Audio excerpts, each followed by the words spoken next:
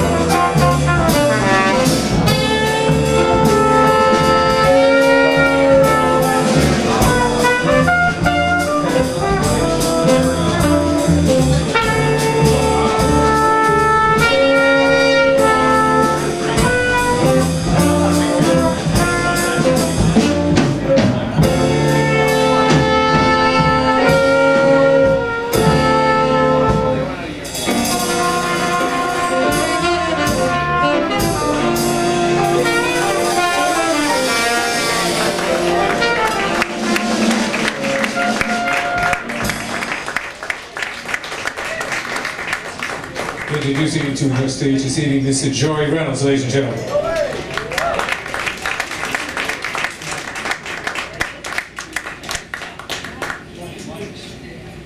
Press conference. Hi everybody, how are you? First of all, I want to introduce myself. You already heard my name is Joey Reynolds, and I'm from Buffalo. And I know you're going to say, why can't you be from normal parents? I always think that. Buffalo is a very strange place because, well, when I was a kid, I didn't want to be too much, you know, because we were like out of the way. And I didn't aspire to do anything great. So far it's worked really well. Done a damn thing. But you know, I have at this point in my life been on radio and television for a number of years, and the big distinction is that I was raised in a Catholic school, and I think the answer to our society right now is to arm the nuns. You know, they used to come equipped with a rosary and a yardstick. That's the weapon of mass destruction. I had Sister Mary Butch. Probably heard of her.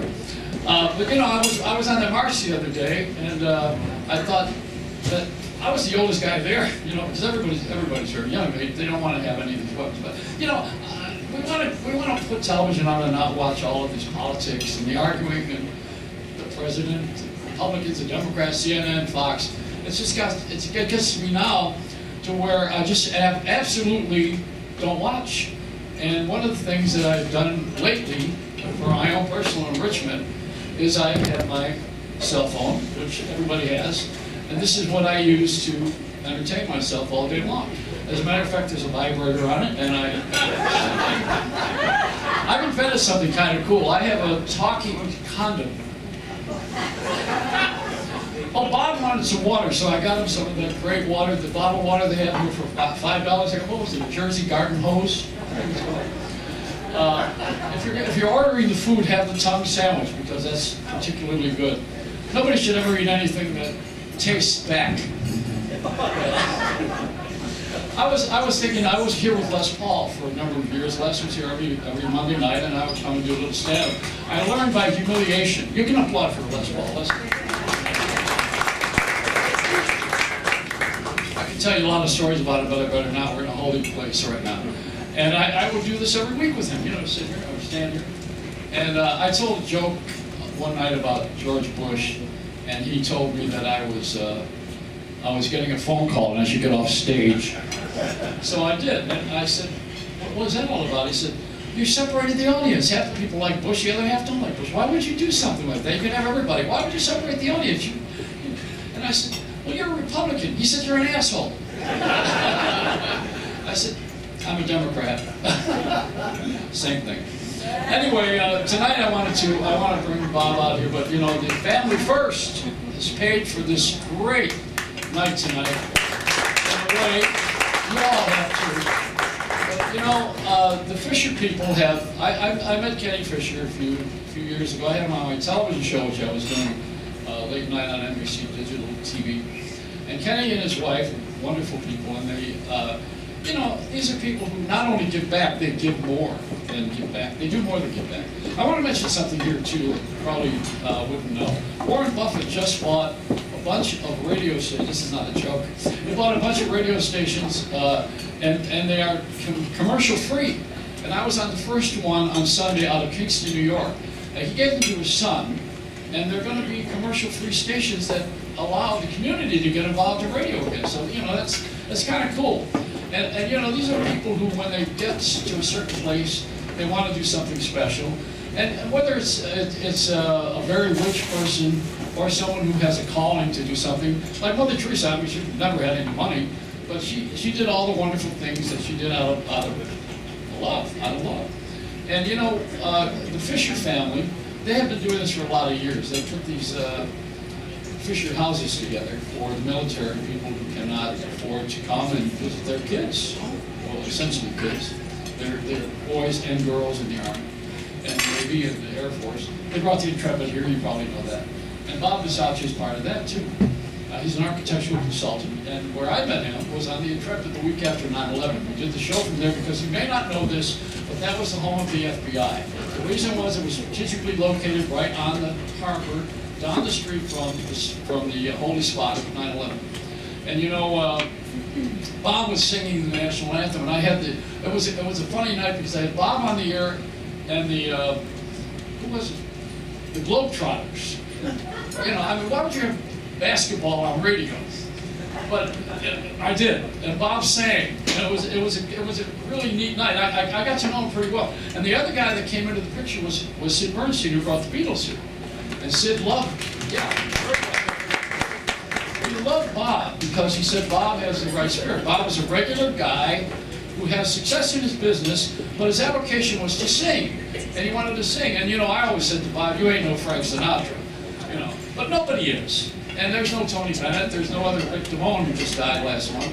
I went to Keely Smith's funeral last month. She was a good friend. She had an affair with Frank Sinatra, said he had a small weenie.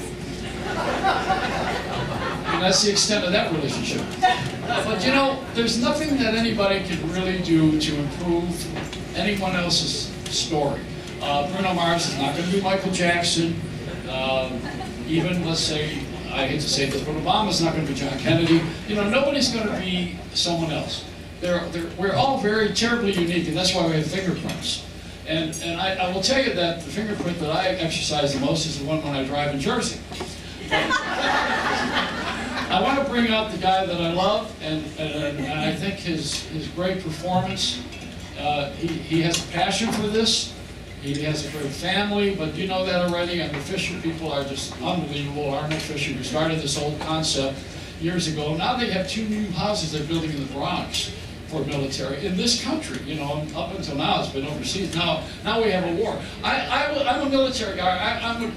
I'm a military guy. I have 5-star from the war on poverty. And I want to bring out the guy who should really entertain you tonight enormously because he's got the spirit. And that's what we look for in everybody, in our kids and in our leadership. And I'm so proud to know him. He's my really good friend. And I love him so much. And I love the idea that he comes out here and he wants to do what he likes to do, which is to sing.